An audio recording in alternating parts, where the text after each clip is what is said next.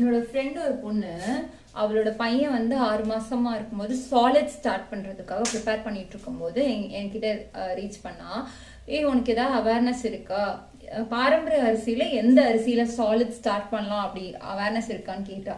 அந்த கொஸ்டின் கேட்கும்போது தான் எனக்கே தோணுச்சு, இது நம்ம யோசிக்கவே இல்லை, இந்த மாதிரி ஒரு அரிசி கண்டிப்பா இருந்திருக்குமேன்னு சொல்லி சில புக்ஸ் ரெஃபர் பண்ணேன்.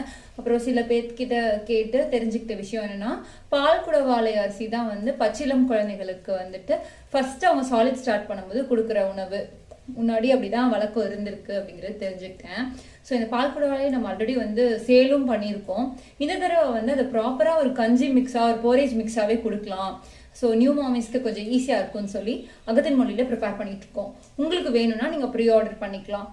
தேங்க்யூ.